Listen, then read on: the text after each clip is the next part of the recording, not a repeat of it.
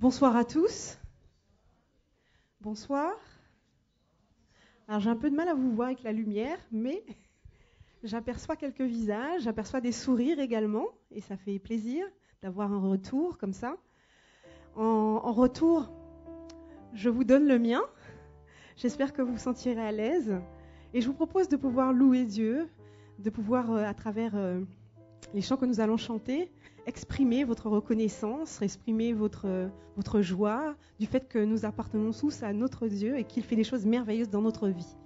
Que ton nom soit loué, ça va être le premier chant que nous allons interpréter. On va attendre la rétroprojection. Que ton nom soit loué.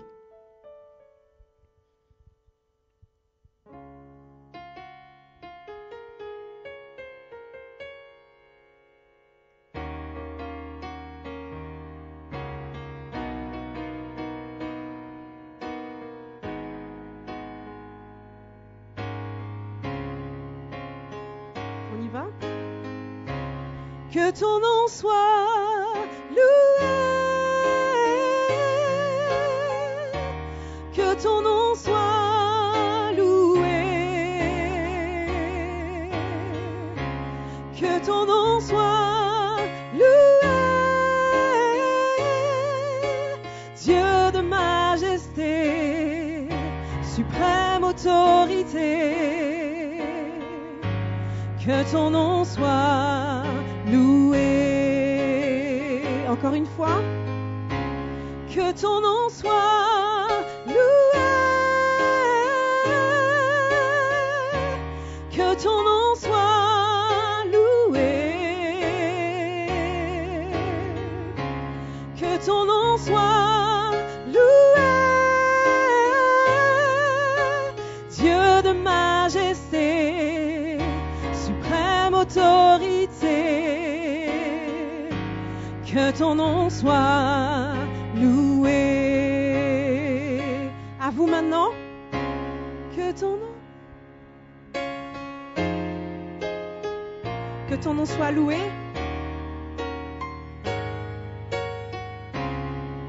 Encore une fois.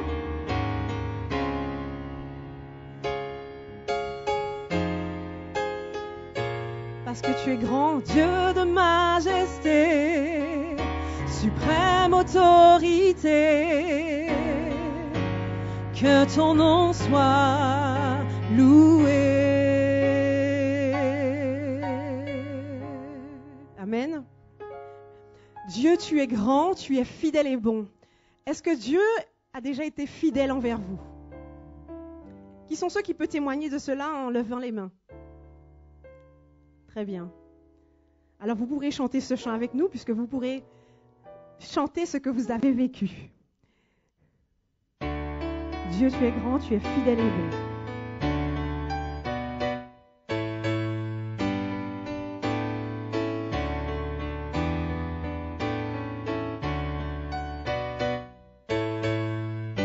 On y va?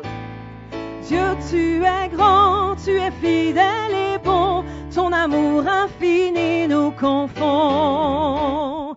Dieu, tu es grand, tu es saint et puissant. Viens régner dans nos cœurs maintenant. Dieu, tu es grand et digne de régner. Dieu, tu es grand et digne de gloire. Dieu, tu es grand, j'élève ma voix, j'élève ma voix. Dieu, Dieu,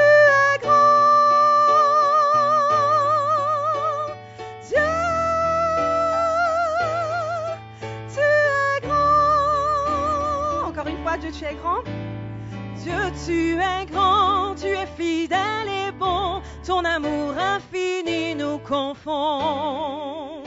Dieu, tu es grand, tu es saint et puissant. Viens régner dans nos cœurs maintenant.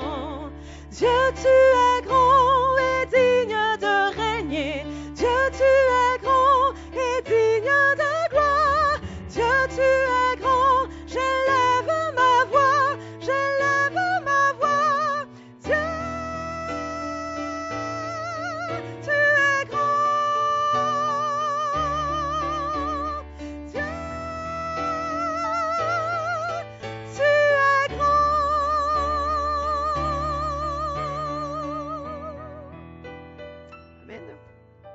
Comme un phare dans la nuit, tu brilles.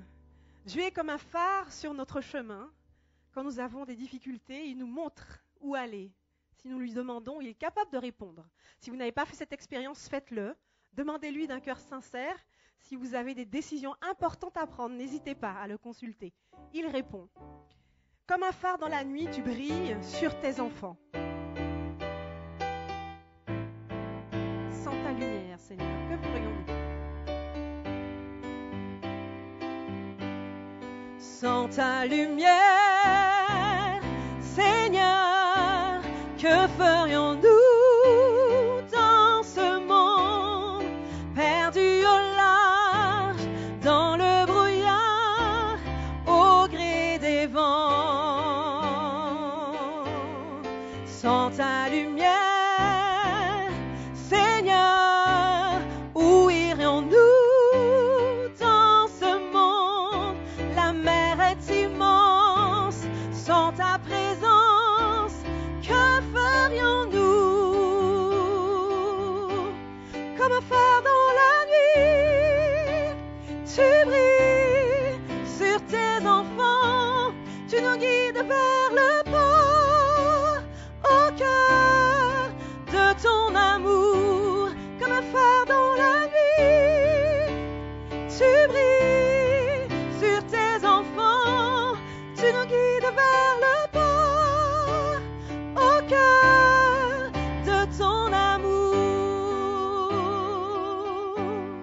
Sans ta lumière, que serions-nous dans ce monde en perdition, sans direction, cherchant la voie?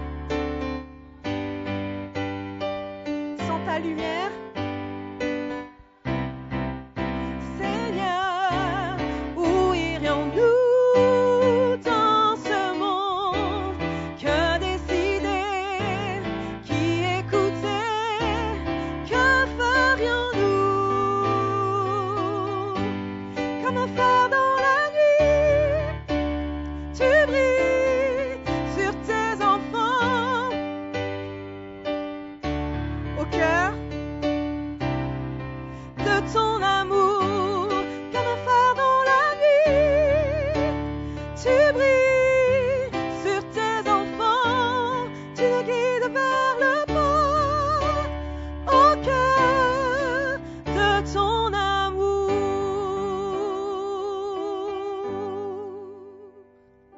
Merci de votre participation.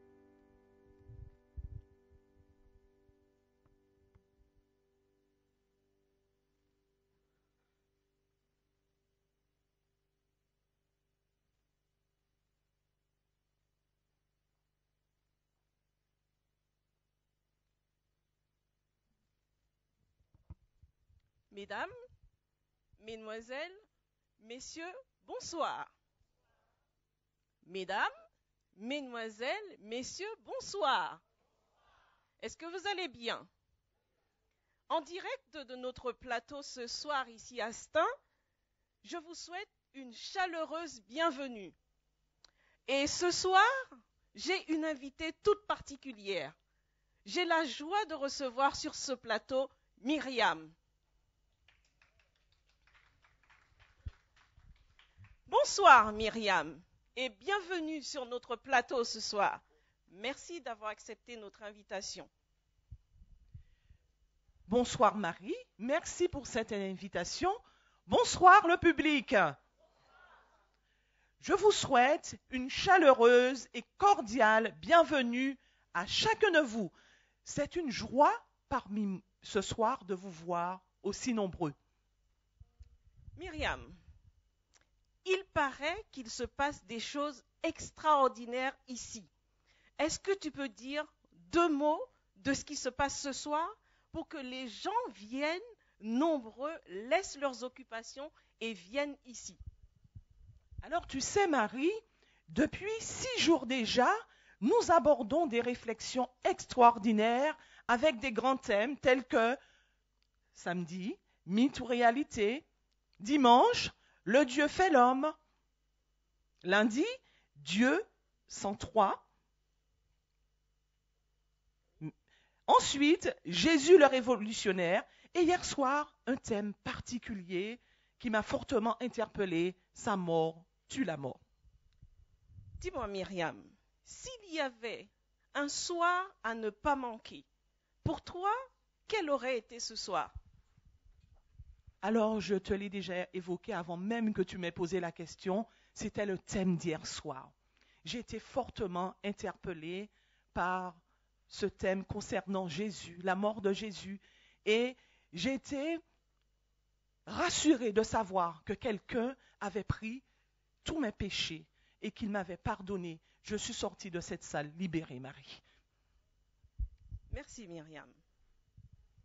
Alors ce soir, comme chaque soir, nous commençons notre programme avec un moment de prière en nous adressant à notre Père. Alors je vais vous demander de vous lever et d'adopter l'attitude adéquate qu'il faut, la position pour qu'on puisse prier. Et nous allons prier avec José. Merci. Notre Dieu, notre bon Père, nous voici en ce lieu ce soir pour te dire, Seigneur, merci, parce que tu nous as amenés dans ce lieu pour que nous puissions écouter ta parole. Nous te demandons pardon pour tout ce que nous faisons qui n'est pas de toi, Seigneur, et que nous puissions dès maintenant, Seigneur, nous imprégner de toi et que ton Esprit Saint puisse nous ouvrir l'intelligence pour comprendre tout ce que tu as à nous dire. Que tu sois béni, que tu sois loué, magnifié dans nos vies et que ta volonté soit faite sur la terre dans nos vies et dans le ciel au nom de Jésus. Amen.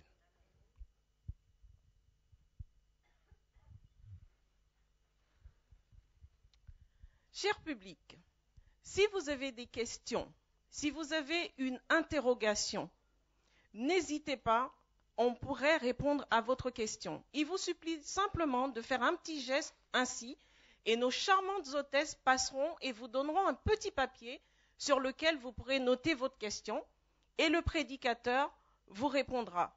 Sinon, à la fin de la conférence, sera projetée sur l'écran l'adresse du prédicateur. Mais Myriam, il me semble que tous les soirs, il y a autre chose qui se passe ici. Est-ce que tu peux dire ce que c'est? Très bien.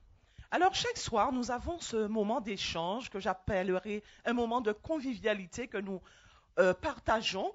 Et c'est ce moment qu'on appelle le moment du jeu concours. Alors maintenant, et tout de suite, nous proposons à Élodie de venir nous rejoindre et nous allons jouer ensemble. Mesdames, messieurs, ce soir aura lieu le jeu concours avec une de nos animatrices très en vogue. Elle pourrait égaler Laurence, elle pourrait égaler Gaston, ou encore Nagui, ou encore Nikos. Mais simplement, cher public, je vous invite à applaudir Élodie pour le jeu concours.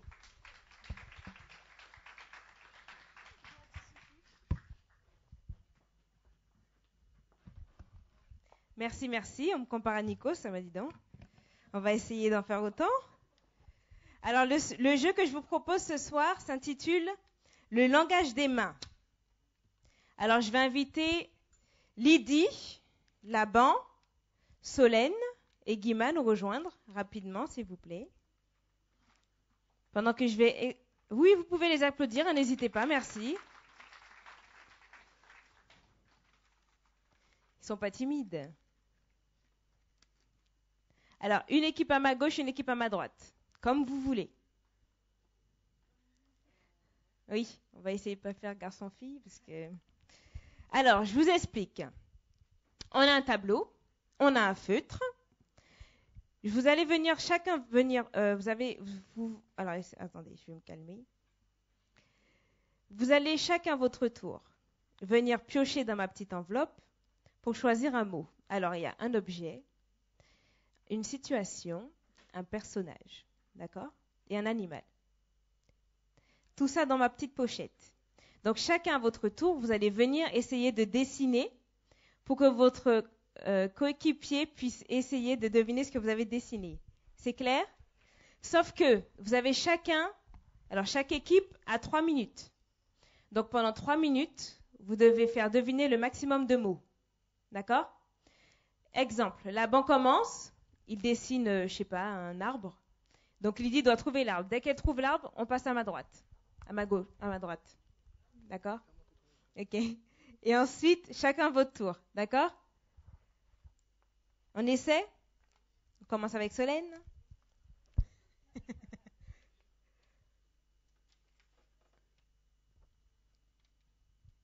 Quand tu es prêt, tu me dis, je lance le chrono. Attends.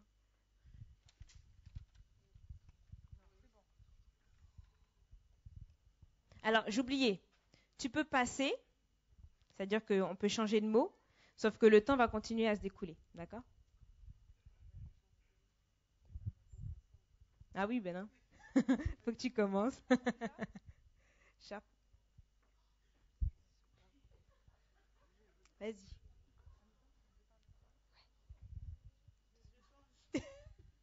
Vas-y.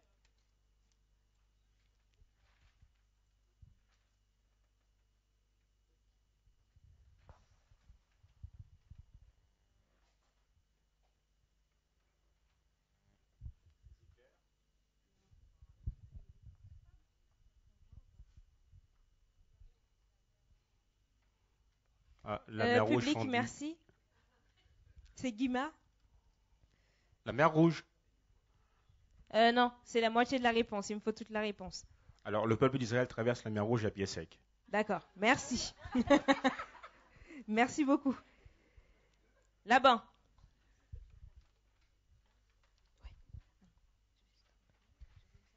Non, non, non, tu laisses comme ça. Ah, pardon.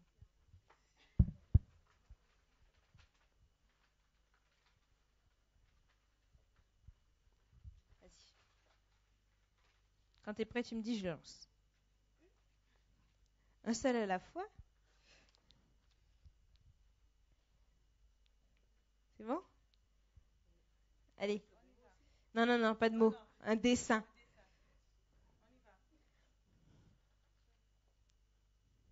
Attention. Qu'est-ce que c'est?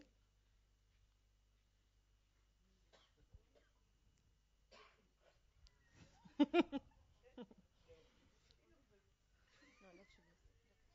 vais repartir. Attention. C'est une fille. Tu peux changer de mot, hein.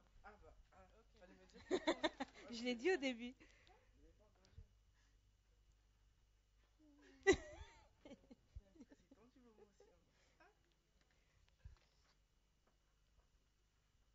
Deux minutes 10. Non mais... Ah non, non. Stop, stop, stop. Stop. Allez, celui-là.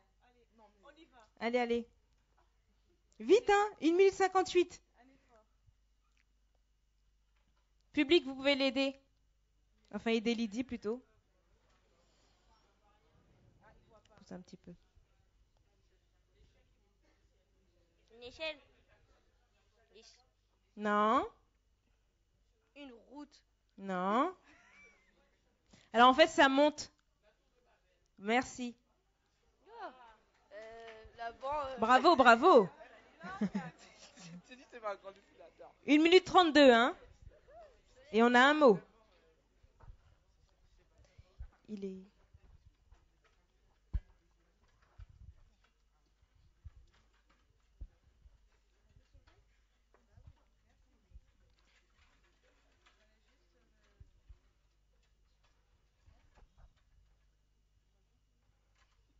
Ça va pas bouger. C'est bon? Oui, c'est bon. C'est bon, je bouge. Merci. Quand tu es prêt? Top. Pour l'instant, c'est que Solène, hein? Public.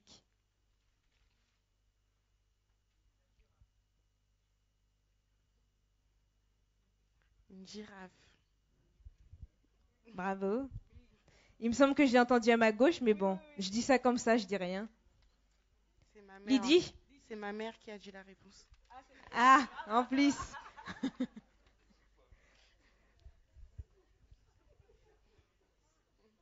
Patient. Hein?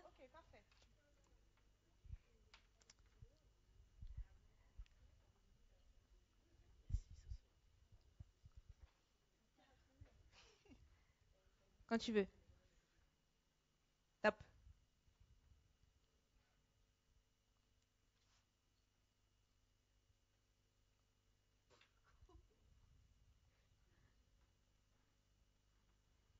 Ah, Jonas. Jonas. Non. Euh,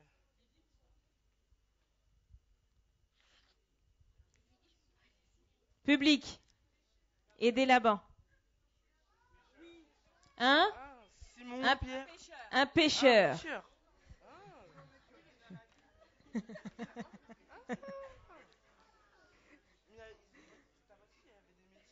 Si, si. Si, si.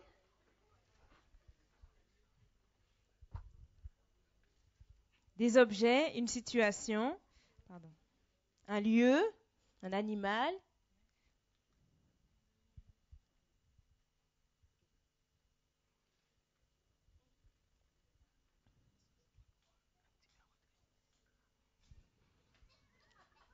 Un mouton.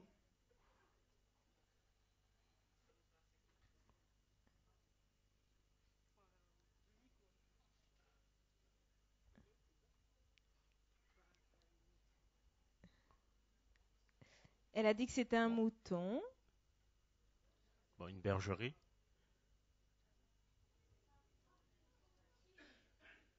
Non. Public, vous pouvez aider? Un agneau, oui. Un agneau. Là-bas.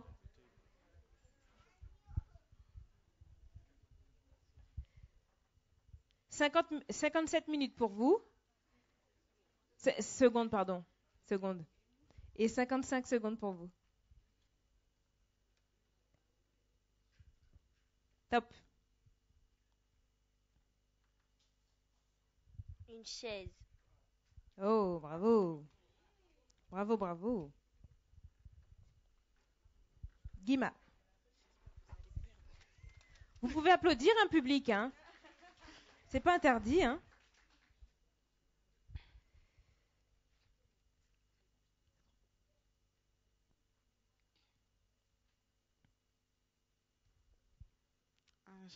Un panier.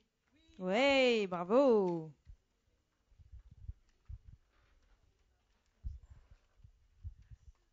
« 50 secondes. Tic-tac, tic-tac.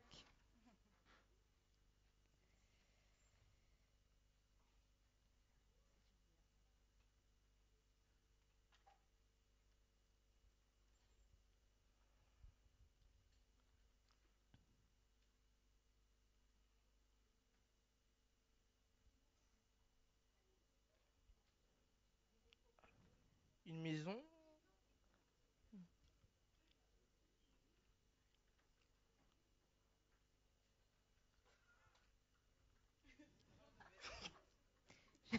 Un professeur.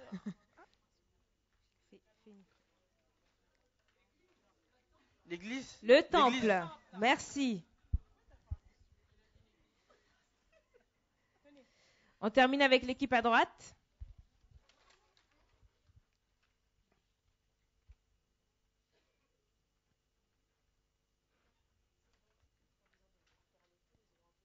D'accord, ok. Ben, on va s'arrêter, excuse-moi. Parce que vous avez un tour en plus. Alors, qui est le gagnant? Qui est l'équipe gagnante? Mélissa, on t'écoute. Alors, le jury a estimé dans la mesure où les réponses étaient données par le public que seuls 0,5 points étaient attribués à l'équipe. Ce qui nous fait un total pour l'équipe 1 de 3 points et pour l'équipe 2 de 2,5. C'est donc la première équipe qui est Solène et Guima qui remporte le jeu de ce soir.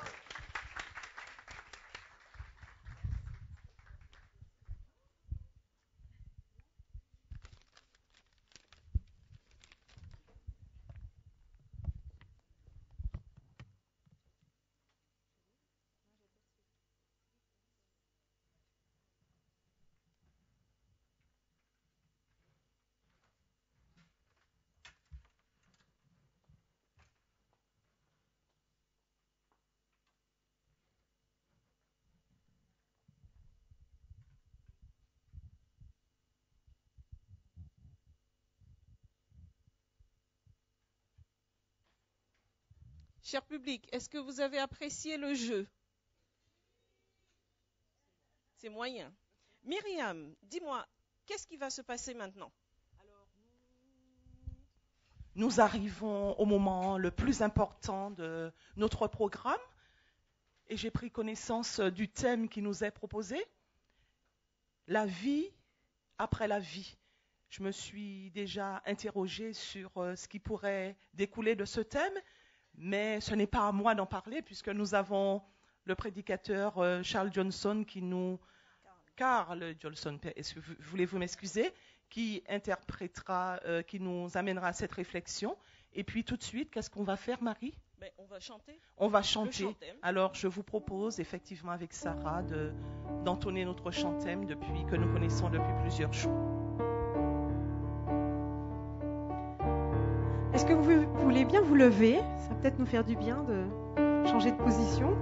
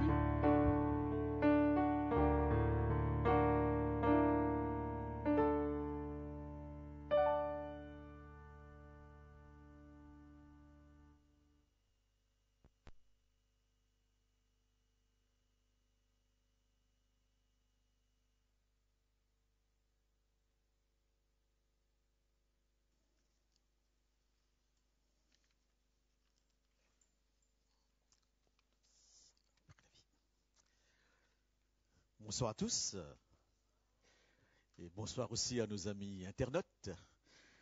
Bonsoir particulièrement à nos amis visiteurs qui sont là chaque soir et aussi à ceux ou celles qui sont là pour la première fois.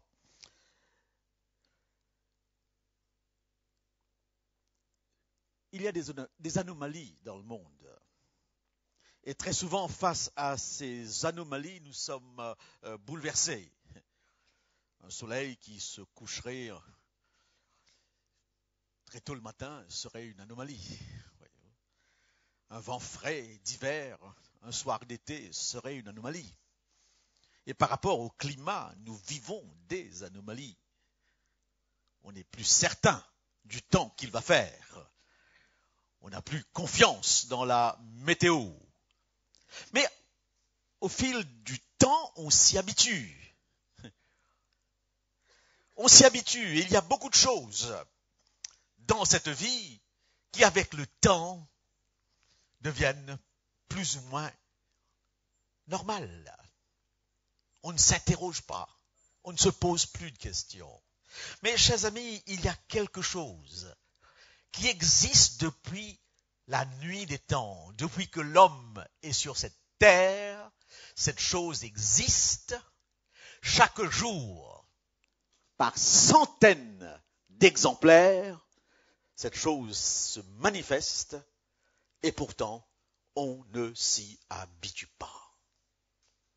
À chaque fois, c'est un déchirement, c'est un bouleversement. Et on pourrait se demander, mais comment se fait-il qu'on ne s'y habitue pas? Eh bien oui, la seule chose dans le cadre de notre existence qui est sûre, c'est votre mort. C'est une réalité. Et parfois, nous essayons de la cacher. Mais c'est une évidence. Je dis bien dans le cadre de cette existence. Nous allons tous, tôt ou tard, mourir, à moins qu'un événement arrive avant et qui change complètement la face de cette terre. Mais c'est toujours un bouleversement. Mon père est mort à l'âge de 92 ans, un samedi soir, un sabbat. Et suivant le Talmud, qui est le commentaire juif de la Torah, c'est la plus belle des morts. Mourir un sabbat, entrer dans le repos, et mourir dans son sommeil. L'enterrement s'est déroulé avec beaucoup de sérénité, parce que c'était comme s'il arrivait à la dernière page de sa vie. Et on se réjouissait de cette vie qui a duré jusqu'à 92 ans. Même la Bible dit, nos années s'élèvent à 70, et pour les plus robustes, jusqu'à 80. Et lui, il a été jusqu'à 92. Il est vrai qu'avec toute la technologie médicale d'aujourd'hui, on peut espérer d'aller encore davantage. Mais l'anomalie que représente la mort, par rapport au fait que nos larmes coulent à chaque fois, eh bien, qu'elle a lieu. Cette anomalie est encore plus anormale lorsque ce sont des parents qui conduisent leurs enfants au cimetière. C'est quelque chose de non naturel. Et je suppose que dans cette salle ce soir, il y en a plusieurs sans aucun doute qui en ont fait l'expérience. Eh bien oui, sur cette route du Texas, où en 2004 je me trouvais, n'est-ce pas, au bord d'une route, avec toutes ces fleurs, c'est là que mon fils de 23 ans, à la suite d'une collision frontale, a perdu sur le champ la vie.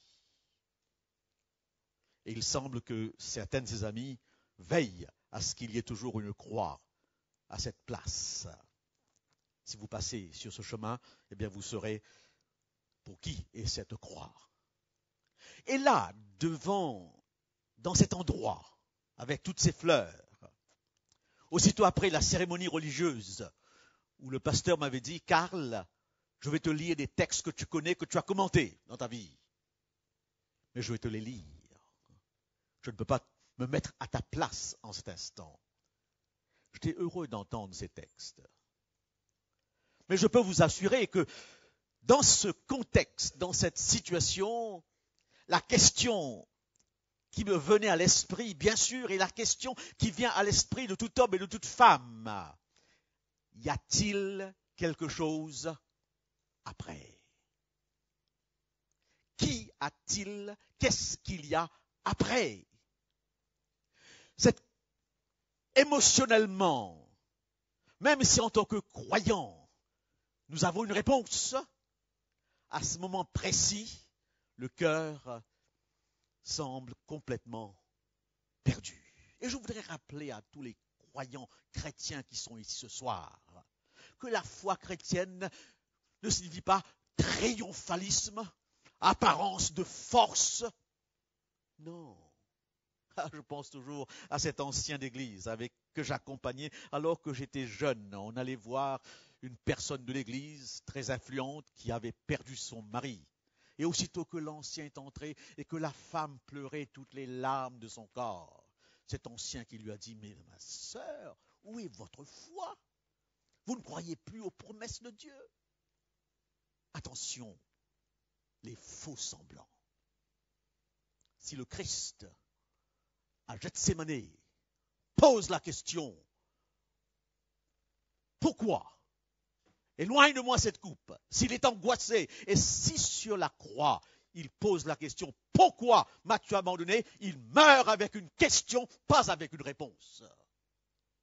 La foi chrétienne est une foi imprégnée de réponses, mais aussi imprégnée de questions sans réponse. Eh bien oui, qu'y a-t-il après la mort? Il y a une loi scientifique qui s'appelle la loi de l'entropie. La loi de l'entropie, un homme de science, Descartes, avec humour, nous dit « Plus de 50% de la poussière de la maison est composée de particules de peau. Si vous pensez que vous êtes en train de disparaître, regardez simplement le haut de votre armoire. Passez la main dessus et vous serez témoin de ce que vous deviendrez dans quelques années. » Un revers de main sur votre matelas et les éléments infimes de ce que vous êtes s'éparpilleront dans l'espace. Aussitôt arrivés dans ce monde, en fonction de la loi de l'entropie, nous commençons un processus de dégradation que personne n'arrêtera dans la condition de l'existence. Et c'est pour cette raison que cet homme de science nous pose une question. Il nous fait la réflexion suivante. N'est-il pas déraisonnable, illogique d'être préoccupé par une existence très temporaire et passagère et ne jamais accorder le temps à ce qui nous arrivera après? Nous passerons davantage de temps après qu'avant. C'est encore une autre réalité. Et on n'y pense pas. C'est pourquoi le psalmiste, dans ce psaume 90, dit « Apprends-nous à compter nos jours, ces jours qui passent. » J'ai lu avec intérêt un livre de Jean Guiton, académicien, respectable, respecté, capable de dialoguer avec n'importe qui. Son dernier livre avait pour titre « Mon testament philosophique ». Et dans ce livre, cet académicien essaye, alors qu'il est sur le point de mourir, d'imaginer une rencontre avec les gens de tous les niveaux possibles qui viennent pour essayer de l'ébranler dans sa foi alors qu'il est à la veille de partir. Et à ce moment, il dit, c'est important pour moi d'être bousculé à ce moment-là parce que je veux être sûr que tout ce qu'on m'a dit est vrai. Alors que je vais passer de l'autre côté, je veux savoir exactement qu'est-ce qu'il y a de l'autre côté. Et je veux être sûr qu'on m'a bien préparé. J'ai besoin à ce moment-là de conviction solide, non pas d'opinion, mais de conviction. Qu'y a-t-il après? Très longtemps de cela, notre ami Job, l'homme qui dans la Bible a le plus souffert, se posait la question ainsi. Un arbre de l'espérance, quand on le coupe, il repousse, il produit encore des rejetons. Quand sa racine a vieilli dans la terre, quand son tronc meurt dans la poussière, il reverdit à l'approche de l'eau. Il pousse des branches comme une jeune plante, mais l'homme meurt et il perd sa force, l'homme expire. Et où est-il? Tout repousse la nature, sauf les humains. Où est-il? Les eaux des lacs s'évanouissent, les fleuves tarissent et se dessèchent. Ainsi l'homme se couche et ne se relèvera plus. il ne se réveillera pas tant que les cieux subsisteront, il ne sortira pas de son sommeil. Intéressant que cet homme, déjà à ce moment-là, compare la mort à un sommeil. Mais il pose quand même la question, il ne sortira pas de son sommeil. L'homme se couche et ne se relèvera plus, il ne se réveillera pas tant que les cieux subsisteront. C'est la question éternelle, la question la plus profonde qui soit. Et pour vous en donner une version toute moderne, toute actuelle, vous me direz, Job, c'est très loin. J'écoute de temps en temps, si vous voulez, cette chanson de Yves Duteil, maire sortant actuellement, Yves Duteil, eh bien, qui nous a composé ce chant. Qu'y a-t-il après? Qu'y a-t-il après? Qu'y a-t-il après quand nos âmes ont disparu, quand nos cœurs ne battent plus près de ceux qu'on aime, si nos souvenirs se diluent dans l'infini? Qu'en est-il de nos amours et de nos amis? Si vous voulez envoyer le texte. Qu'en est-il de nos amours et de nos amis? Pour ailleurs ou pour après, j'aurais si peur de n'y trouver que des regrets. Je cherche déjà les chemins d'éternité qui pourront garder mes pas pour te trouver. Qu'advient-il de nous quand nos yeux se sont fermés sur tous ceux qu'on va laisser terminer nos rêves? Au bout du chemin, si le temps n'existe pas, où s'en vont tous les visages d'autrefois? Quand je m'en irai, pour toujours ou pour jamais, je voudrais tant te dire encore que je t'aimais. Si vous faites attention au texte, vous sentez que la question se pose dans un contexte d'amour. On ne se pose pas qu'y a-t-il après par rapport à sa maison, par rapport à ses biens matériels. Mais on se pose la question dans un contexte d'amour parental, familial, amoureux de mari et d'épouse. Et n'est-ce pas vrai que dans notre vie, c'est avec l'amour que nous disons toujours « Je t'aime pour toujours ». Ça me fait penser à ce coup de téléphone que j'ai eu un soir dans le pays, au Canada, où j'ai vécu pendant 15 ans. Le gouvernement vous donne l'autorisation de conduire quelqu'un, de marier quelqu'un ou de donner un certificat de baptême. Tous les pasteurs, les curés, les prêtres ont cette autorisation gouvernementale. Et j'ai fait ainsi plusieurs mariages de personnes qui n'étaient plus attachées à une église, mais qui me disaient « Nous croyons encore en Dieu, s'il vous plaît, faites-nous un service religieux. » Et voilà qu'à 11h un soir, je reçois un coup de téléphone. « Pasteur, est-ce que vous pouvez nous marier ?» À 11h le soir. Et je sens qu'il y a de l'urgence. Il y a de l'urgence. Et quand je pose la question, quand est-ce que vous voulez vous marier? La personne me répond, le plus vite possible. Ah non, il faut au moins 15 jours pour les bancs. Faites quelque chose. Et alors je lui pose la question, mais pourquoi êtes-vous si pressé? Et il me répond cette phrase que je n'oublie pas, que je n'oublie jamais. Celle que je vais épouser se meurt d'un cancer. Suivant les médecins, ça peut se passer demain et dans les jours qui viennent. Alors je lui dis, mais pourquoi est-ce que vous voulez vous marier dans de telles conditions? Et il me répond, je voudrais lui démontrer que je l'aime pour l'éternité. Pourquoi? D'où vient chez l'homme ce désir d'éternité? D'où vient? Question capitale. Et pourquoi justement, face au tombeau, il voit plus loin? Jean d'Ormesson, dans un de ses derniers livres, nous dit clairement et nous explique les deux questions que nous nous sommes posées. Dieu existe-t-il? Qu'y a-t-il après la mort? N'en font qu'une.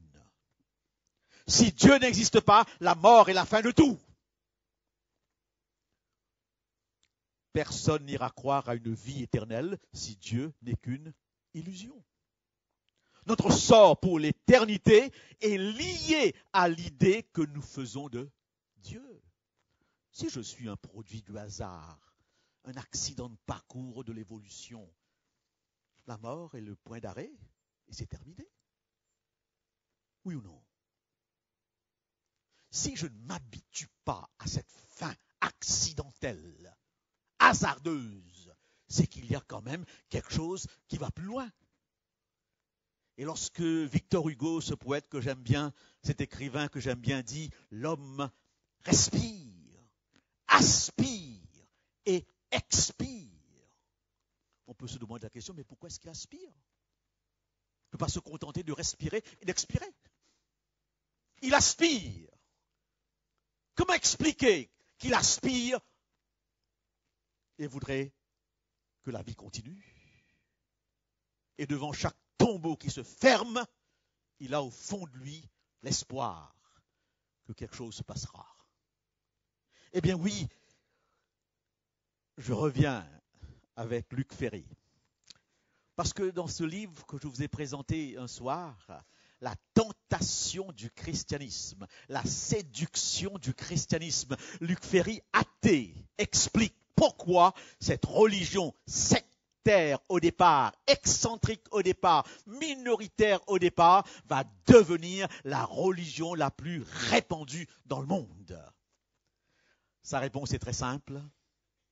La nouveauté du message du Christ par rapport à tout ce qu'on croyait, c'est le message de la résurrection.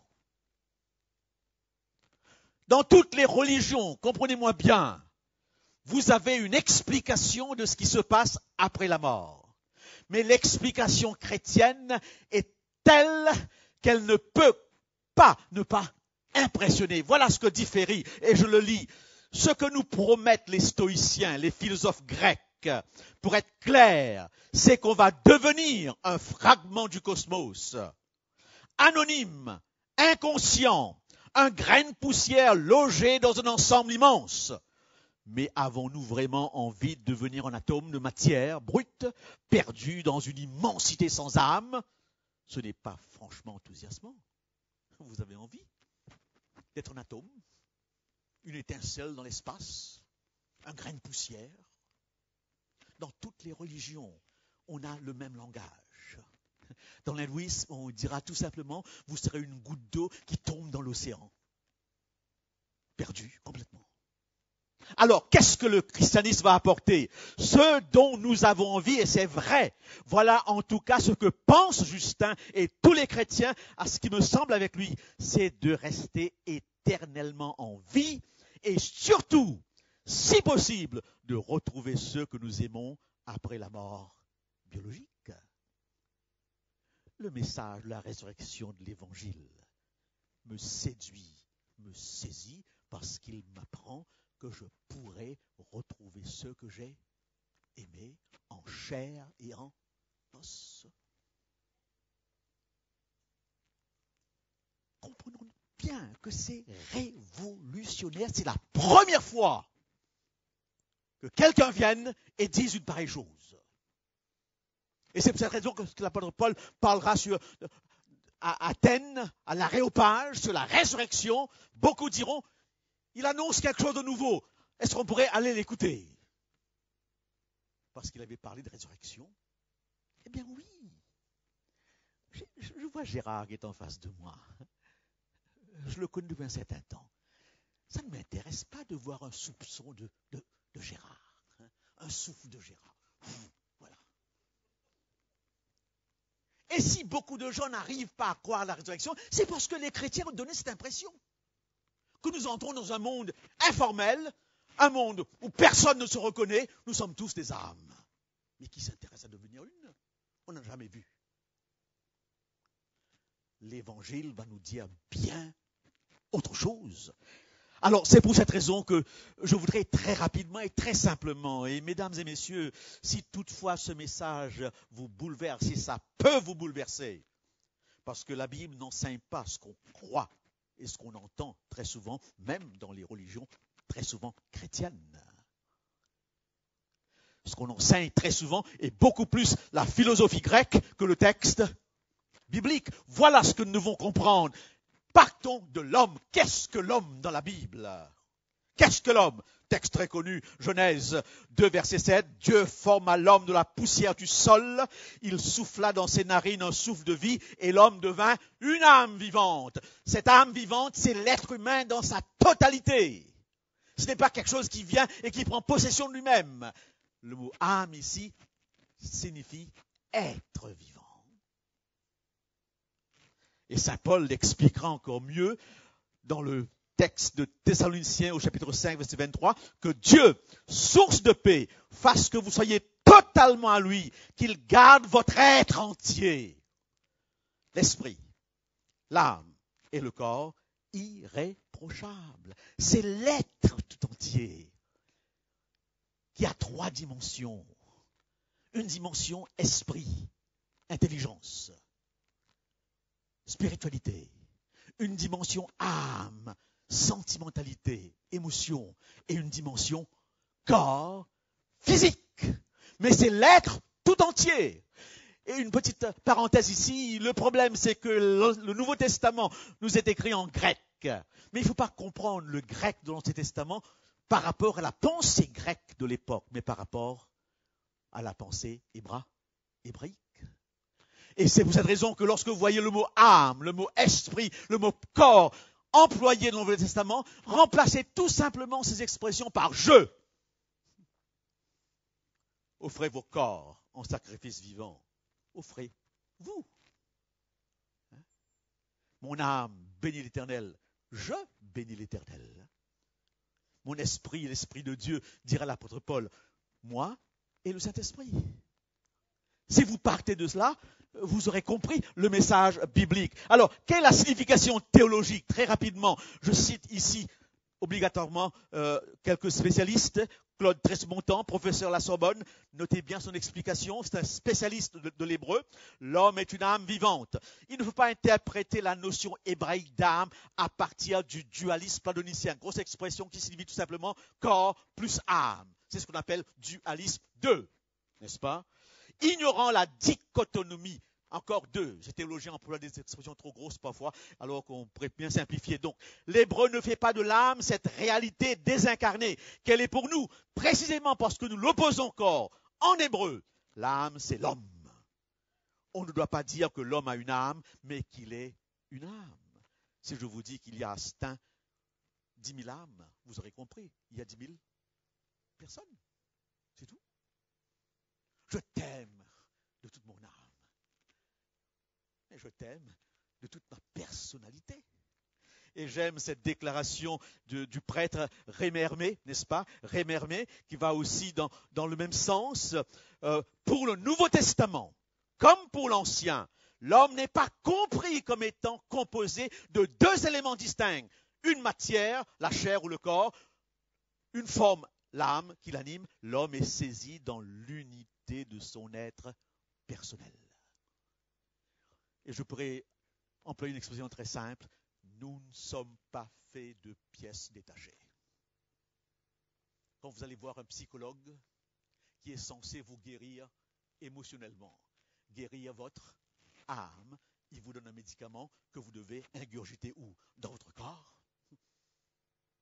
Oui ou non?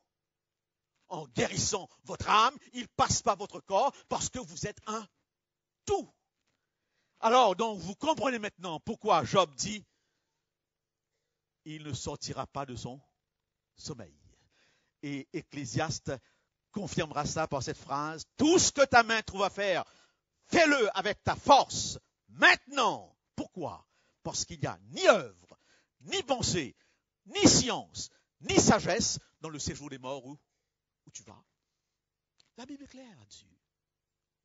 Mais peut-être qu'on veut à tout prix s'accrocher à l'éternité, qu'on préfère une explication qui ne vient pas de la Bible pour nous rassurer. Mais je peux vous rassurer que le message biblique, comme vous le constaterez, sera d'une profondeur extraordinaire. Alors, ceci dit, je voudrais maintenant tout simplement voir le Christ face à la mort. Tout ce que vous voulez savoir par rapport à la foi chrétienne, voyez-le en Jésus-Christ. Il a la vérité, il a la vie. Jésus sera confronté à la fille de Jairus.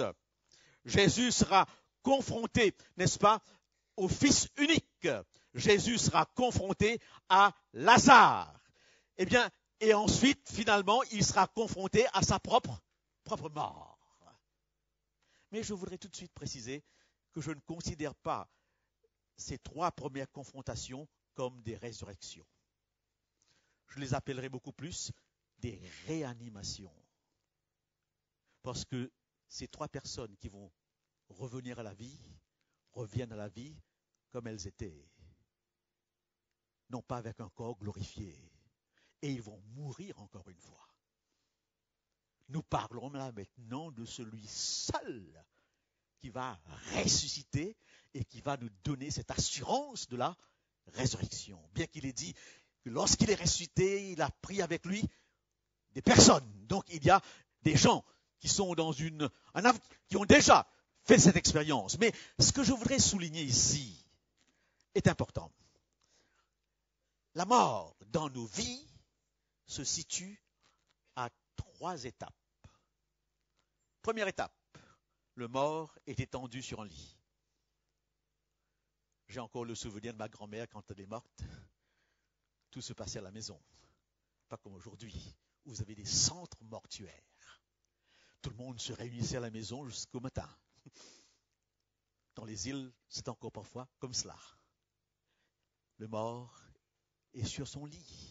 Et Jésus rencontre cette jeune enfant de 13 ans sur son lit de mort, à la première étape de la mort.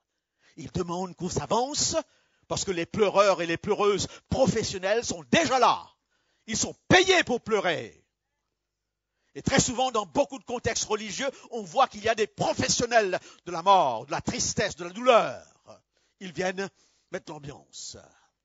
Ça, c'est l'être humain avec ses religions fabriquées et préfabriquées. Jésus les écarte et arrivé au lit, il prend la main de cette jeune fille en disant « Tabitha, lève-toi ». Et il rendit l'enfant à sa mère et demanda qu'on lui donne tout de suite à manger pour que personne n'ait l'impression que c'est un fantôme qui est revenu. Ce sont des détails importants, très très importants. Deuxième étape de la mort. Et j'ai un souvenir encore de ma grand-mère ici, parce qu'à cette époque-là, on marchait de la maison jusqu'au cimetière. 1 kilomètre et parfois même 2 kilomètres. Et j'ai marché derrière le cercueil de ma grand-mère jusqu'à l'église. C'est la deuxième étape. Et Jésus justement rencontre un jour un jeune homme mort, l'unique de sa mère.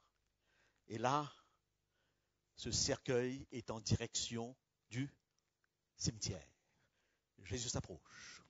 Il fait quelque chose qui ne se fait pas en Israël. Quelque chose que la loi interdit. Il touche le cercueil. Il touche le cercueil et il rend cet enfant à sa mère. Victoire sur la mort à sa première étape. Victoire sur la mort à la deuxième étape, en direction du séminaire. Et maintenant, qu'est-ce qui reste? La troisième. Le trou. 6 pieds sous terre. C'est le moment le plus difficile, le plus terrible. On peut tenir le coup aux 2 premières étapes. Mais lorsque ce cercueil descend,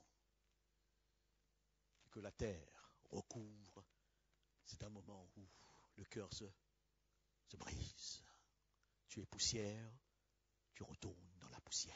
Et là, Jésus, chers frères et sœurs, chers amis, et je voudrais juste reprendre l'histoire, cette histoire. Je préfère les histoires bibliques dans ce domaine et je préfère les histoires bibliques dans n'importe quel domaine parce que ce sont des histoires inspirées.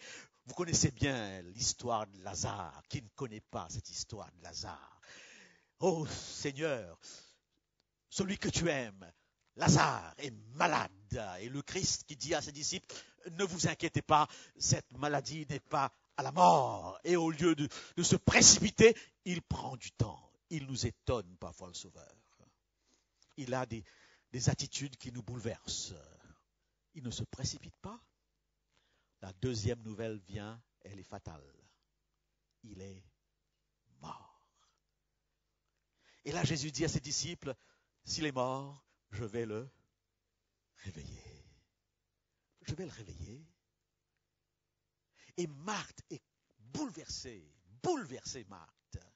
Et aussitôt que Marthe voit Jésus, eh bien Marthe dit, Seigneur, si tu étais là, mon frère ne serait pas mort. Ces 3 personnes représentent ses amis intimes, très intimes.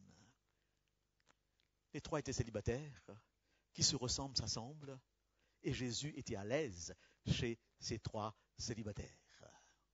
Eh bien oui, mon frère ne serait pas mort. Et alors, à ce moment-là, Jésus va dire à Marthe certaines choses. Si tu étais là, mon frère ne serait pas mort. Mais maintenant, même je sais que tout ce que tu demanderas à Dieu, Dieu te l'accordera. Jésus lui dit, ton frère ressuscitera. Je sais, lui répondit Marthe, qu'il ressuscitera à la résurrection au dernier jour. Marthe croyait à la résurrection.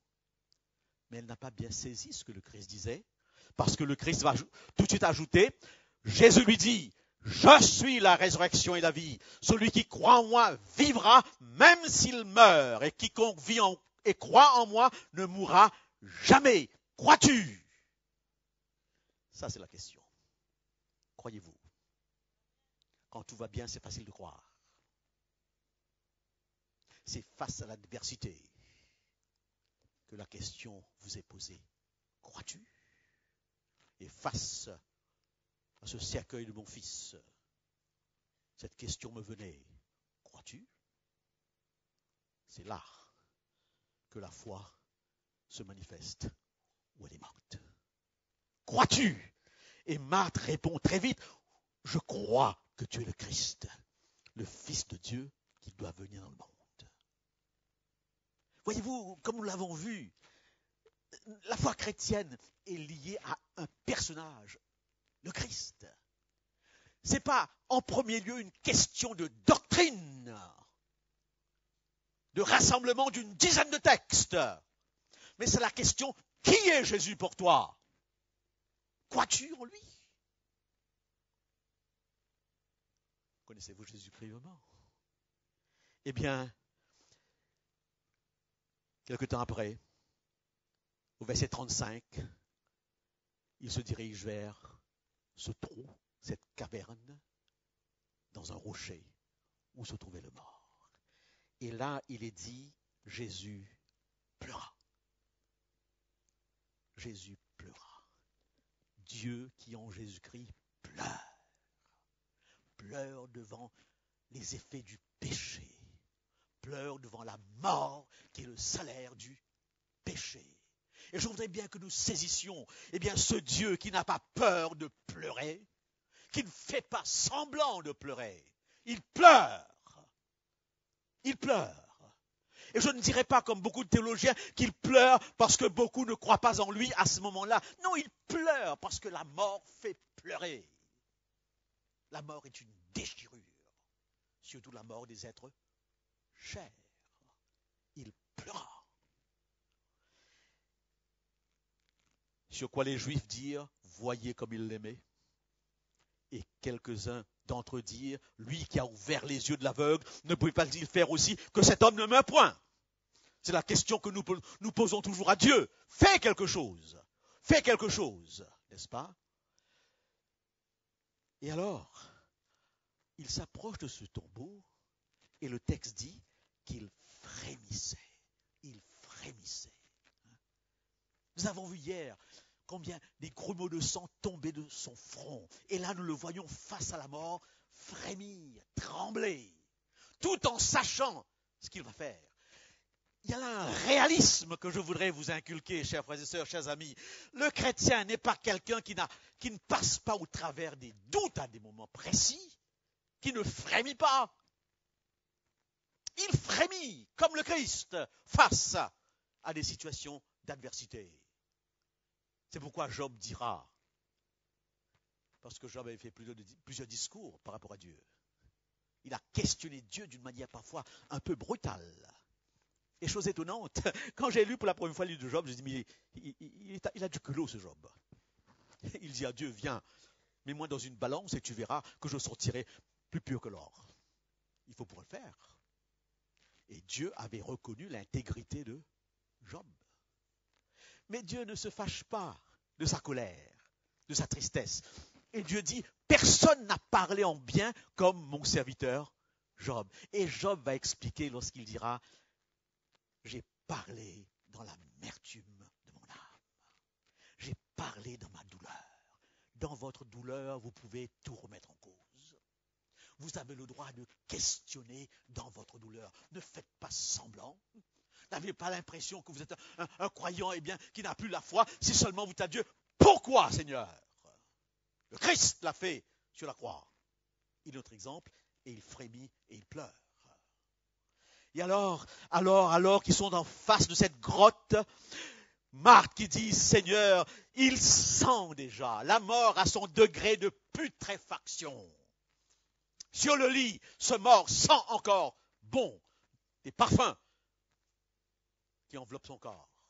En route, ce corps est encore propre. Mais là, il pue déjà. Il est au point limite. Et alors, Marthe qui dit, Jésus qui lui dit, mais Marthe, n'ai-je pas dit que si tu crois, tu verras la gloire de Dieu? Et Jésus leva les yeux en haut et dit, Père, je te rends grâce de ce que tu m'as exaucé. Et verset 43, ayant dit cela, il cria d'une voix forte, Lazare, sort. Et le mort sortit. Je suis frappé par une chose. Jésus n'harcèle pas les gens dans la période de leur douleur. Marthe, tu m'as dit que tu crois. Et là, à ce moment, sa foi défaille. C'est un frère qui est là. Et lorsque Jésus lui dit, Marthe, ne t'ai-je pas dit que tu verras la gloire de Dieu? Marthe ne répond pas. Marthe ne répond pas. C'est trop dur. Il sent déjà. Il sent déjà. Et Jésus ne va pas la harceler. Parce que Jésus sait qu'au cœur de la détresse, le cœur est brisé. Et les paroles ne sont pas toujours les paroles qu'on voudrait dire. Lazare sort et le mort sortit. Voilà donc les 4 aspects de la mort. Les 3 aspects de la mort devant lesquels Jésus se trouve. Ensuite, ce sera sa propre mort que nous avons hier abordée. Et je voudrais maintenant, chers amis, et sans aucun doute, plusieurs d'entre vous l'entendront pour la première fois, ce que je vais dire ici, ces 3 morts n'ont rien à voir avec la mort de Jésus. Ces 3 morts meurent de ce que j'appellerais la mort biologique. Cette mort qui nous frappera tous un jour ou l'autre. La mort de Jésus est de notre ordre. C'est dans l'Apocalypse, ce dernier livre de la Bible, que nous apprenons ceci. Je lis le verset 6 du chapitre 20. Heureux et saints ceux qui meurent, ceux qui ont part à la première résurrection. La seconde mort n'a point de pouvoir sur eux. Il y a 2 morts. 2. Un peu plus loin. Puis la mort et le séjour des morts furent jetés dans les temps de feu. C'est la seconde mort. Jésus est mort de cette seconde mort, qui signifie retour au néant, le salaire du péché qui casse tout. Pas de ces 3 morts. Et c'est justement cette mort, retour au néant, qu'il nous évitera si seulement nous croyons en lui. Et quand j'ai l'assurance de cette seconde mort, je pleure face à la première, mais je ne pleure pas comme un désespéré, puisqu'il y a la résurrection. Il faudrait donc savoir à quelle mort vous préparez. Ce que je peux dire tout simplement ceci ce soir, si vous mourrez dans le Seigneur, la mort n'est rien. Êtes-vous sûr d'être dans le Seigneur? C'est la question. Heureux dès à présent, dira encore Saint Jean, ceux qui meurent dans le Seigneur. Alors maintenant, chers frères et sœurs, chers amis, vous comprenez pourquoi le christianisme va exploser. Le vendredi, on a l'impression que c'est l'échec total. D'ailleurs, vous avez 2 disciples sur la voie d'Emmaüs qui vont se dire, nous espérions. Entre mots, c'est le grand désespoir. Mais le dimanche matin, en apprenant qu'il est ressuscité, cet évangile va prendre un envol extraordinaire, va exploser littéralement. Et ces hommes, ces femmes qui croyaient que tout était fini, se rendent compte que tout commence maintenant. Tout commence ce dimanche matin. Et aujourd'hui, l'effet est arrivé jusqu'à nous. Question capitale. Question capitale. Si il n'y a pas de résurrection, si les morts ne ressuscitent pas, notre foi est vaine. Rentrons chez nous. C'est ce que Paul dit. Car si les morts ne ressuscitent point, Christ non plus n'est pas ressuscité. Et si Christ n'est pas ressuscité, votre foi est vaine. Et vous êtes les plus malheureux des hommes parce que vous croyez une fumisterie. La question est capitale. Croyez-vous?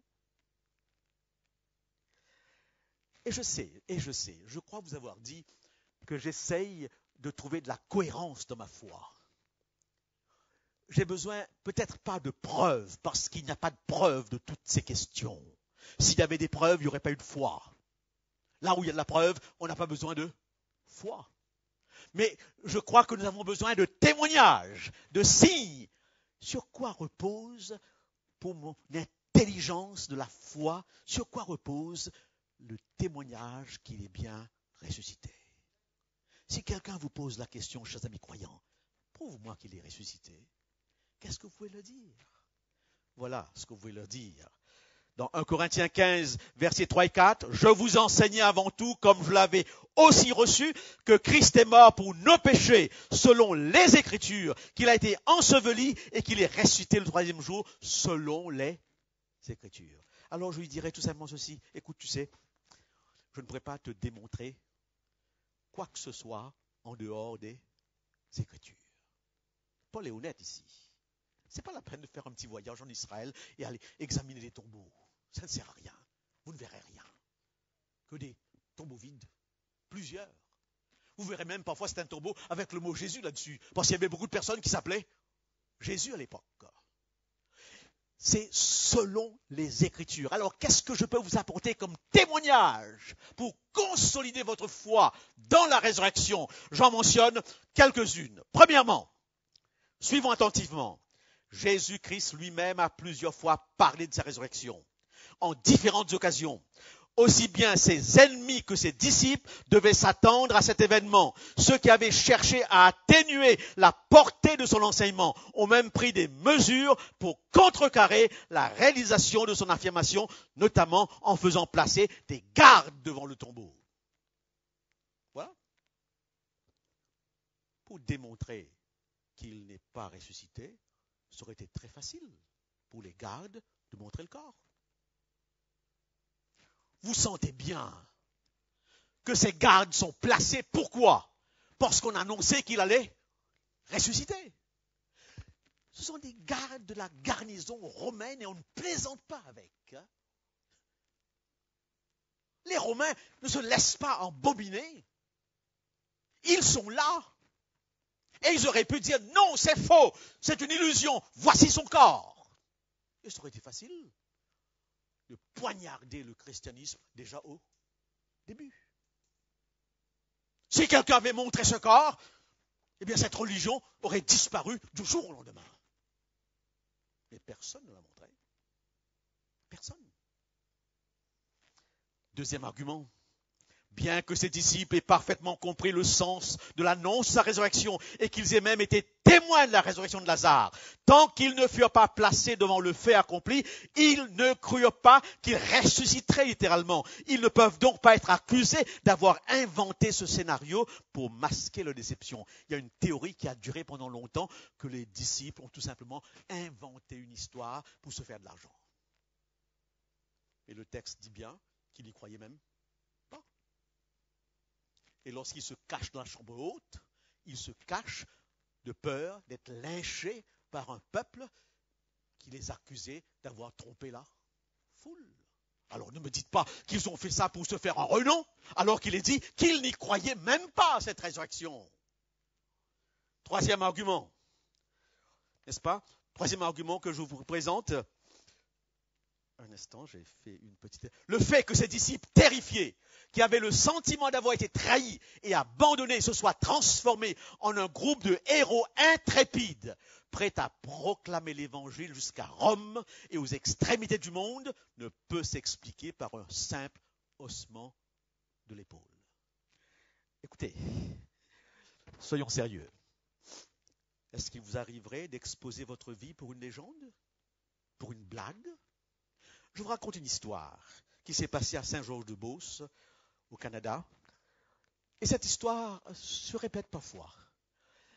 Tout à coup, dans un petit village du Canada, on annonçait que la Vierge Marie, une statue de la Vierge Marie, saignait.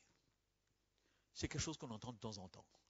Et je peux vous assurer que l'Église catholique est très méfiante de ces histoires folkloriques. Elle n'appuie pas tout cela. Attention. Ne tombons pas, n'est-ce pas, dans une description tout à fait superficielle des autres. Et bien sûr, la police est sur les dents. Parce que des foules se dirigent pour voir ce qui se passe.